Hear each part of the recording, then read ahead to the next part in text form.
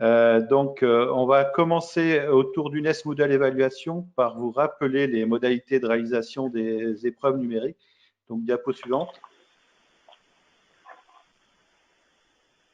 Je vous rappelle que depuis septembre, on vous propose de réaliser vos épreuves numériques sur la base d'une plateforme Moodle. On a appelé UNES Moodle Évaluation. Chaque faculté dispose de sa propre plateforme. Ce sont des plateformes qui sont basées sur la plateforme CIDES-NG qui existe depuis plus de 2 ans et qui faisait tourner déjà des épreuves numériques selon les modalités des ECNI, à savoir des dossiers progressifs, des dossiers de LCA, des séquences de questions isolées, donc avec une correction par discordance.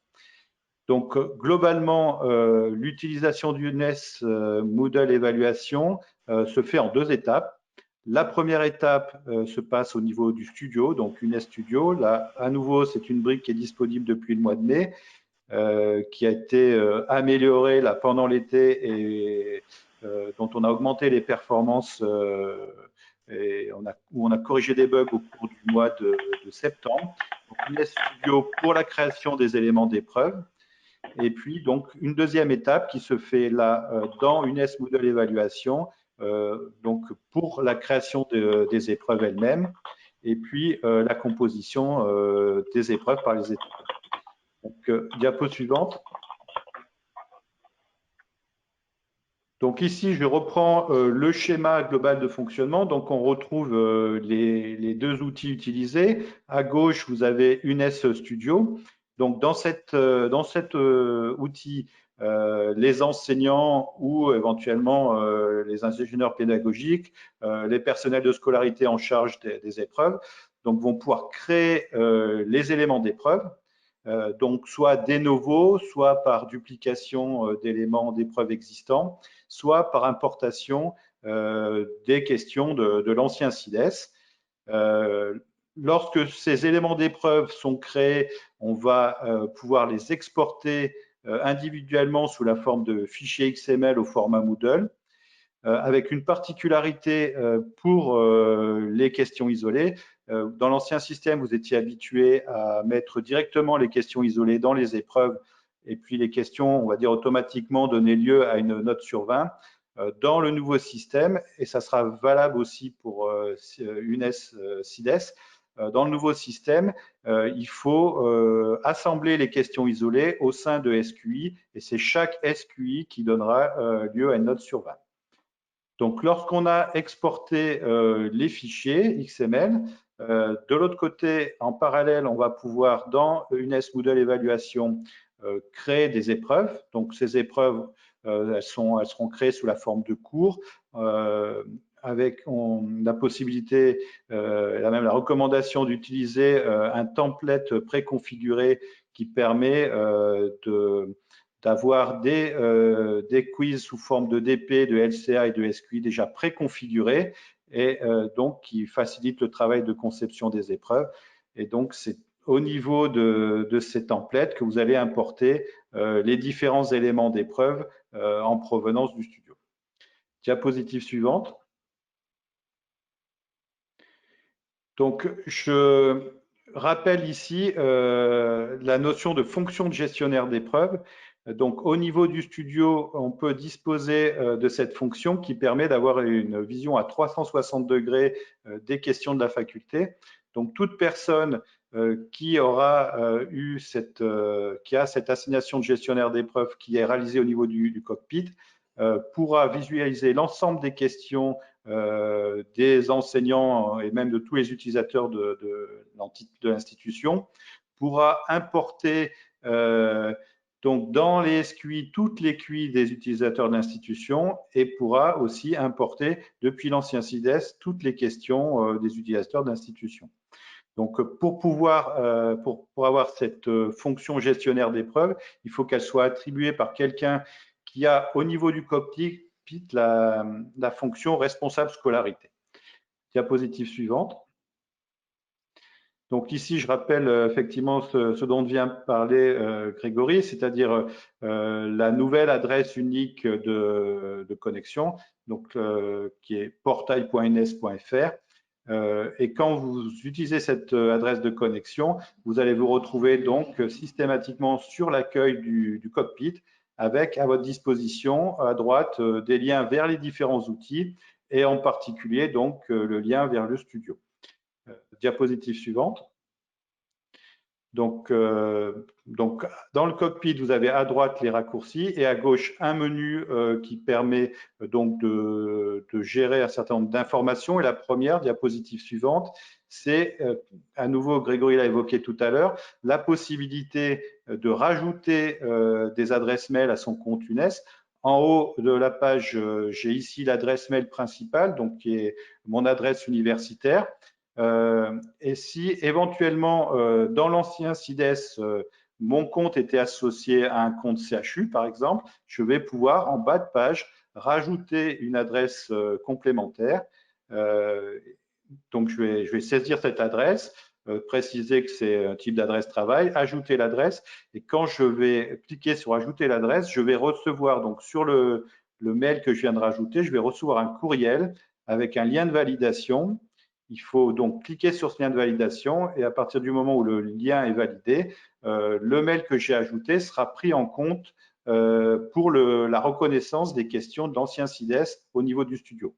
Donc cet ajout de mail complémentaire est extrêmement important pour les enseignants qui, dans l'ancien système, n'avaient pas à leur compte associé à leur compte universitaire, mais une fois de plus, plutôt à leur compte CHU. Diapositive suivante. Donc, autre fonction que j'évoque très rapidement, je viens d'évoquer juste avant la notion de gestionnaire d'épreuves.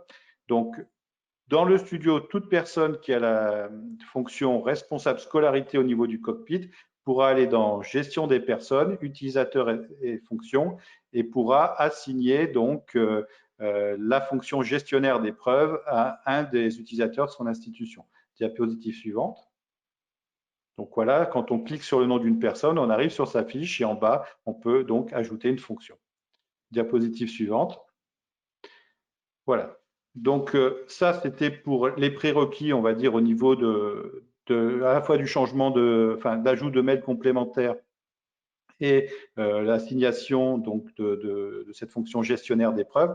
Donc je vais maintenant évoquer rapidement l'étape 1 donc de création des éléments d'épreuve. Donc à nouveau, ça se fait au niveau du NetStudio, soit par création des nouveaux, soit par duplication d'éléments existants, soit par importation. Et après, on va pouvoir exporter chaque élément d'épreuve sous la forme d'un fichier XML qui contient à la fois le texte et les images de l'élément d'épreuve. Diapositive suivante. Voilà. Je rappelle le prérequis. Ça, c'est quelque chose qui devrait disparaître assez rapidement, mais il est indispensable que vous soyez enseignant ou personnel de scolarité pour accéder donc au studio. Il faut faire la demande via le formulaire donc qui est ici en lien. Donc, je vous laisse prendre le lien. Diapositive suivante. Voilà, à nouveau, je rappelle que pour aller sur le cockpit, le plus rapide, ça va être de faire donc portail.ines.fr et puis donc d'utiliser le lien à droite vers le studio. Diapositive suivante. Donc, une fois qu'on est connecté au studio, on va avoir un certain nombre de tuiles en fonction de ses droits. Donc, la plupart des utilisateurs auront 4 tuiles.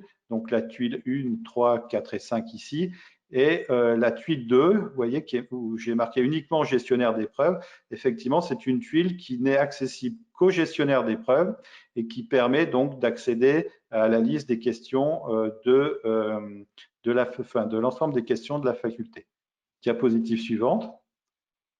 Donc, la première des tuiles que je vais décrire rapidement, c'est la bibliothèque des listes. C'est juste pour vous rappeler, diapositive suivante, qu'elle permet de gérer 2 types de listes. Une liste auteur, co-auteur et relecteur. Donc, cette liste va apparaître au moment de la création des éléments d'épreuve. Je vais pouvoir retrouver les personnes que j'aurais mises dans cette liste dans mon menu de l'élément d'épreuve que je vais créer. Donc, quand vous voulez travailler avec d'autres personnes, il faut commencer par, on va dire, alimenter cette liste auteur-co-auteur avec les personnes avec qui vous allez partager votre élément d'épreuve. Et de la même façon, vous avez une deuxième liste, ingénieur pédagogique, qui permet d'ajouter. Alors, ingénieur pédagogique, c'est au sens très large. Il y a à la fois les ingénieurs pédagogiques, mais aussi les personnels de scolarité et les informaticiens. Donc, en gros, ce sont toutes les personnes qui ne sont pas des auteurs, on va dire, pédagogiques, mais interviennent éventuellement sur l'élément d'épreuve, sur un aspect plutôt technique. Donc là, à nouveau, on a une liste particulière pour les ingénieurs pédagogiques et qu'on va retrouver au moment de la création d'éléments d'épreuve. Donc, autre tuile, c'est la création d'éléments d'épreuve. Lorsque je veux créer une nouvelle question, je vais cliquer sur cette option, diapositive suivante. Voilà, donc je vous mets simplement ici, c'est une vidéo qu'on avait déjà montrée la dernière fois, donc on ne va pas la revisionner aujourd'hui, mais là vous avez un lien vers une vidéo qui vous montre comment créer un dossier progressif. Diapositive suivante. Je rappelle aussi la particularité, je l'ai évoqué tout à l'heure, mais c'est important parce que c'est un peu un changement par rapport à l'ancien système, vraiment cette nécessité d'assembler toutes vos questions isolées dans une séquence de questions isolées. Et c'est la séquence de questions isolées qui contient toutes vos questions qui va être exportée. Donc, il y a deux façons de faire. Soit vous créez une SQI et que vous partagez éventuellement avec d'autres auteurs, co-auteurs, et chacun vient créer ses questions dans la SQI. Et puis après, on va exporter la SQI. Soit on continue sur un mode où chacun crée des QI. Et après, il faut qu'il y ait une personne qui aille créer une SQI et aille importer donc les différentes QI qui doivent être assemblées dans cette SQI. Diapositive suivante. Ici, on retrouve une vidéo qui décrit le mécanisme d'importation des QI dans une SQI et en particulier qui décrit donc la fonction gestionnaire d'épreuves qui, elle, permet d'accéder à toutes les questions de la faculté. Diapositive suivante. Voilà, la tuile suivante, donc c'est importation des éléments d'épreuve. C'est celle qui vous permet de récupérer les questions de l'ancien CIDES. Donc, toutes les questions ont été importées dans le cœur de données pédagogiques de l'UNES jusqu'à la fermeture au 31 juillet. Et je rappelle les deux conditions pour pouvoir retrouver ces questions dans le studio. La première, c'est d'avoir donc dans le cockpit présent le mail qui était donc associé à son compte de l'ancien système. Donc, je rappelle on vient de voir comme on peut ajouter désormais des mails complémentaires. Et la deuxième contrainte, c'est évidemment d'avoir été soit créateur, soit auteur, soit co-auteur de la question dans l'ancien CIDES. Diapositive suivante. Voilà. Et donc l'étape se fait en 4 parties. On va aller au niveau de la tuile, on va aller afficher donc directement la liste des questions qui sont retrouvées de l'ancien système. Vous allez avoir à droite la possibilité de précharger l'élément. Lorsque le préchargement est fait, vous avez deux petites icônes. Une première avec un œil qui vous permet de visualiser ou de prévisualiser votre élément d'épreuve. Et si vous souhaitez l'importer, vous avez un petit stylo qui là permet donc de réaliser l'importation, sachant que l'importation se fait par la création d'un nouvel élément d'épreuve.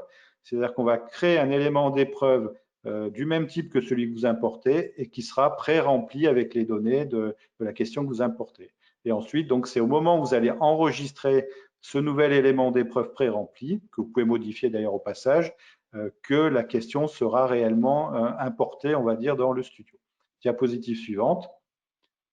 Ici, je vous rappelle une vidéo qui vous montre comment on peut importer des questions. Et là, à nouveau, on montre aussi le cas particulier des gestionnaires d'épreuves qui, en haut de la page, ont un petit menu déroulant particulier où on peut aller chercher et sélectionner un enseignant de la faculté pour pouvoir récupérer les questions de cet enseignant à sa place. Diapositive suivante. Voilà. Il y a des limitations temporaires qui s'appliquent à cette importation. Alors, les limitations, elles sont déjà au niveau des questions de type KFP et TCS. bien que ces questions puissent être déjà créées dans le studio, pour l'instant, elles ne sont pas importables. L'autre limitation, c'est au niveau des questions de type numérique, zone et associative, qui ne sont pas pour l'instant gérées dans le studio et donc ne sont pas importables. Donc, vous pouvez éventuellement utiliser des QRM et des QRE en remplaçant, par exemple, des questions zone ou associatives.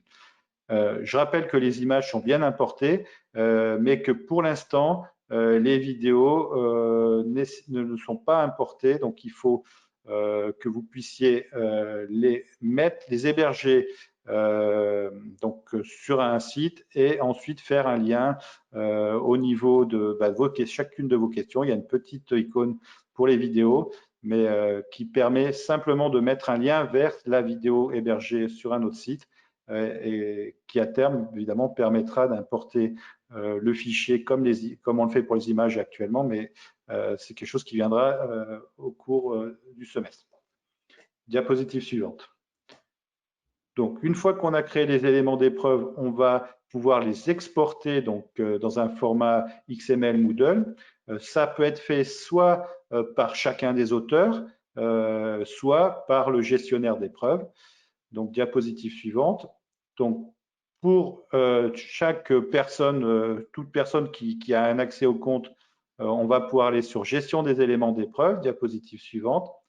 Et là, dans gestion des éléments d'épreuve, on va retrouver les questions qu'on a créées et celles pour lesquelles on est soit co-auteur, soit auteur, co-auteur, relecteur ou ingénieur pédagogique. Et là, à droite, on va pouvoir, au niveau de la petite flèche, l'icône qui va vers le bas, on va pouvoir cliquer sur l'icône et on fait apparaître donc le menu télécharger et on choisit au format Moodle pour récupérer donc l'intégralité des questions de son dossier progressif ou de sa séquence de questions isolées. Diapositive suivante. Donc, par contre, pour ceux qui sont gestionnaires d'épreuves, donc qui ont cette fonction, on a un menu particulier qui s'appelle recherche d'éléments d'épreuve. Et là, on va accéder là à toutes les questions de la faculté. Et à nouveau, on a la petite icône qui permet de télécharger au format Moodle. Diapositive suivante. Voilà, ça c'était pour la partie création et exportation des éléments d'épreuve. Donc la deuxième partie, elle se fait au niveau de la plateforme Moodle. Donc chaque faculté a sa propre plateforme. Donc, diapositive suivante, on va décrire un petit peu le fonctionnement. Donc, chaque faculté a sa plateforme. Donc, l'adresse vous a été communiquée au moment des réunions de démarrage. Donc, en général, le format, c'est évaluation.ns.fr/Moodle/ un nom qui est propre à votre faculté. Et vous arrivez donc sur une page qui est configurable par faculté en fonction des cursus qui sont au sein de votre université. Donc, on parle de la médecine, l'odontologie, pharmacie. Voilà. Chaque plateforme étant configurable, chaque faculté peut configurer cette page. Diapositive suivante. Donc, les étapes de création d'une épreuve dans Moodle. Donc, il y a plusieurs étapes. La première, c'est la création d'un cours Moodle. Ensuite, sur ce cours Moodle, on va pouvoir appliquer un template qui a été créé par les ingénieurs pédagogiques de l'UNES. Dans ce template, on retrouve 3 tests préconfigurés. Vous avez un dossier progressif, un dossier de LCA et une séquence de questions isolées. Donc, ces tests sont des quiz Moodle préconfigurés en fonction du type d'élément. Par exemple, le test qui correspond au DP est préconfiguré pour pouvoir faire un avancement question par question avec des questions verrouillées. Alors que le quiz SQI, lui, permet la navigation libre entre toutes les questions de la SQI. Donc, vous allez pouvoir personnaliser les horaires et puis après, si par exemple on a 3 dossiers progressifs, une fois qu'on a configuré un premier DP avec ses horaires, on va pouvoir le dupliquer avant de faire l'importation donc des fichiers XML, donc d'intégrer en gros les questions que l'on a créées dans le studio. Voilà, tout ça, diapositive suivante. Donc, vous avez ici l'adresse d'une vidéo qui vous explique comment créer donc une évaluation, un cours épreuve, et en appliquant donc le template d'épreuve. Diapositive suivante. Voilà. Je rappelle aussi qu'au niveau de la formation, donc vous avez à votre disposition une mallette de formation dans laquelle vous allez retrouver la vidéo du modèle d'épreuve. Vous allez retrouver aussi différents tutoriels, par exemple comment ajouter du temps supplémentaire donc pour les tiers-temps, comment consulter les notes et les exporter, comment rendre accessibles les copies après l'épreuve. Ça concerne les épreuves de type conférence d'internat. Voilà, la mallette va être enrichie progressivement de tous les tutoriels dont vous avez besoin pour gérer tous les aspects des évaluations avec cet outil. Diapositive suivante. Voilà. Là, c'est une diapositive autour du paramétrage des iPads. Donc, la solution qu'on vous propose, c'est une solution qui fonctionne depuis plus de 2 ans, donc qui fonctionne sur les iPads, mais il y a évidemment des recommandations autour des versions. On vous recommande plutôt la dernière version d'iOS 14, mais il y a 2 ans, on en était encore à iOS 12 et ça tournait. Voilà. Par contre, c'est important de bien penser à mettre en favori dans vos iPads donc l'adresse spécifique de votre plateforme. Ça, c'est un point. Ensuite, on vous rappelle ici les adresses IP qui sont utilisées donc par une Moodle. Et puis, on vous rappelle aussi qu'il est important que les iPads puissent accéder donc à l'authentification Shibboleth de votre université. Et puis, comme parfois vous êtes amené à utiliser des comptes externes, on va dire, ou locales, fournis par l'UNES, il est important aussi que vos tablettes puissent bien accéder au connecteur Shibboleth de l'UNES. Donc là, à nouveau, on vous donne les informations utiles pour cette configuration. Voilà, diapositive suivante.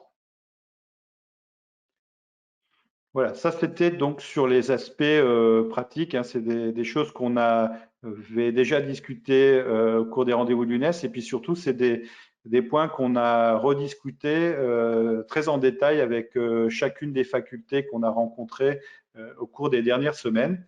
Donc juste pour vous rappeler que nous avons donc monté une plateforme par université. Donc, il y a plus d'une trentaine de plateformes qui ont été déployées. Chaque plateforme est indépendante, donc chaque université peut la configurer en fonction de ses besoins, et puis ça permettra de pouvoir ajuster la performance de chaque plateforme en fonction des besoins. Et puis, on s'assure aussi de ne pas avoir d'effet de bord lorsqu'une plateforme est utilisée d'une plateforme à l'autre. Voilà, diapositive suivante.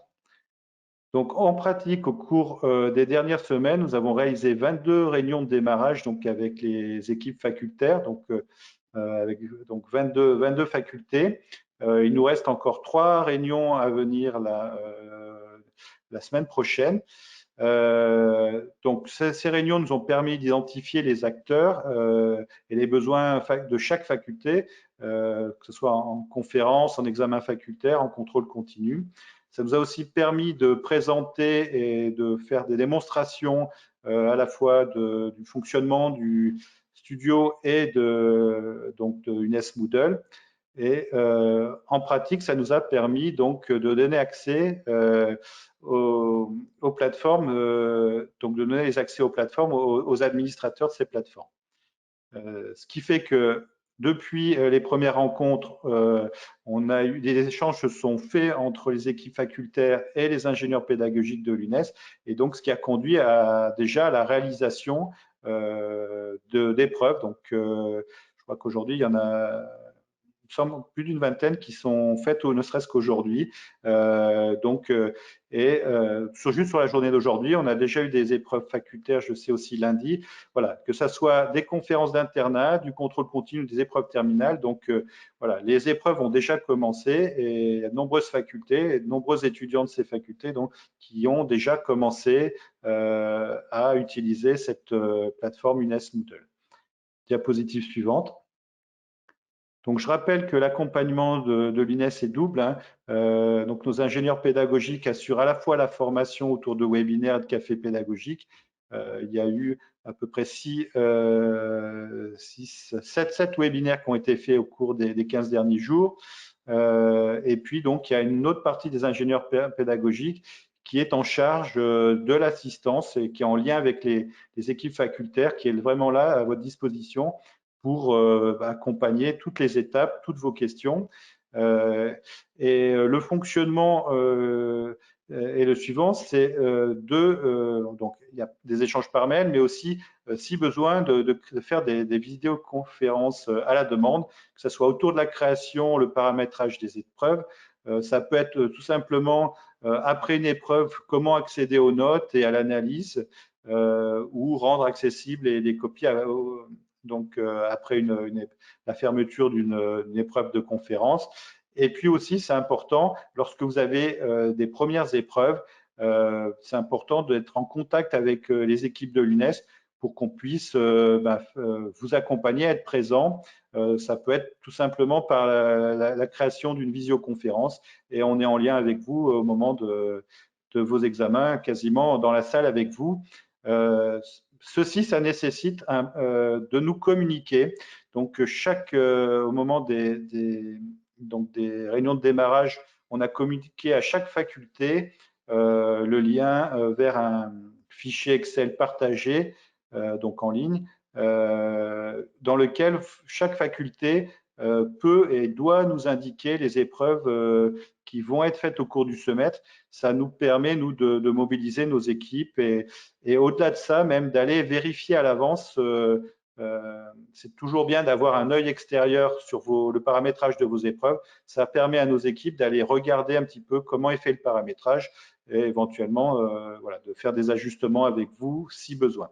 Donc, il faut vraiment nous communiquer cette liste d'épreuves que vous avez à l'avance et rester en contact avec nos équipes. Diapositive suivante.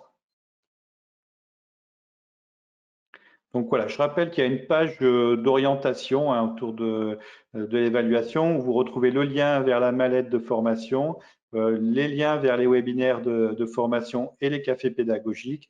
Il y a aussi le groupe d'échange des référents UNES. Hein. N'oubliez pas le forum qui permet de poser des questions. Et puis l'adresse générique d'assistance autour des évaluations qui est support-évaluation@unes.fr. Donc une adresse que vous connaissez déjà. Diapositive suivante. Voilà. Et donc la mallette, dans la mallette, on retrouve, on l'a restructurée là autour de la solution Moodle, de UNES Moodle. Donc vous retrouvez des informations autour du cockpit, du studio et de Moodle Évaluation. On y retrouve des tutoriels et donc des enregistrements de webinaires. Diapositive suivante. Voilà, peut-être que Grégory, tu peux afficher voilà, toutes les étapes. Donc, ce qu'on vous propose là pour les semaines à venir, en gros, j'ai marqué 41, 42, 43, donc c'est la semaine prochaine, 41. En gros, ce qu'on vous propose, c'est d'avoir un café pédagogique, c'est ce qu'on fait depuis début septembre, tous les mercredis et vendredis, de 10h à 11h. Donc, je rappelle que les cafés pédagogiques, il n'y a pas de programme prédéfini. Vous venez avec vos questions et ça permet d'échanger. On peut partager les écrans. On est sur des choses très opérationnelles. Voilà. Donc, si là, vous avez un point de contact systématique tous les mercredis et les vendredis, quelles que soient vos questions, quel que soit l'outil, de 10h à 11h, vous pouvez vous connecter et venir échanger avec nous. À côté de ça, pour l'instant, nous n'avons pas reprogrammé de webinaire. Comme je vous ai dit, on en a fait 7 au cours des semaines dernières autour de Moodle et du studio. Les enregistrements sont disponibles. Par contre, ce qu'on vous propose, c'est de faire des webinaires à la demande, mais centrés autour de la création des épreuves au niveau de chaque faculté.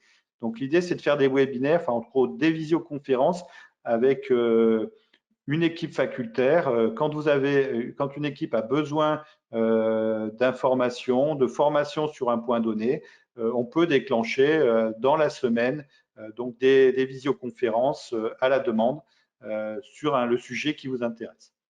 diapositive suivante.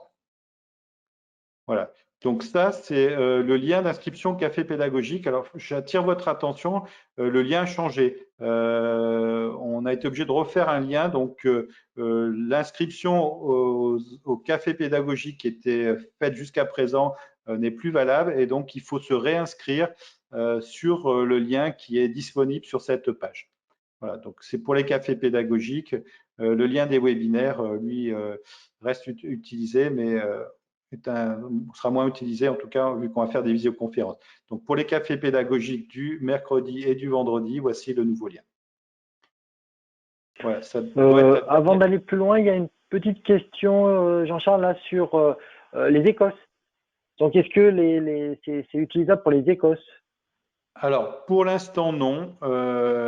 Comme vous l'avez compris, pour l'instant, on est en train de terminer la connexion du studio autour du cockpit. L'étape d'après, c'est celle de connecter le studio au planificateur. Et pour les échos, on a besoin de listes qui viennent du planificateur. Donc, ça viendra au cours du semestre. On vous mettra à disposition l'outil de création des échos que vous aviez pu entreapercevoir au printemps. Voilà, puis il y a aussi d'autres questions. Il y a des personnes qui disent que le lien portail.ins.fr ne marche pas, donc il marche de chez nous en interne. Donc il doit y avoir une question de filtrage. En fait, on l'a mis en ligne hier, cette adresse-là. Et donc il doit y avoir une petite embrouille de filtrage qui va être levée très rapidement.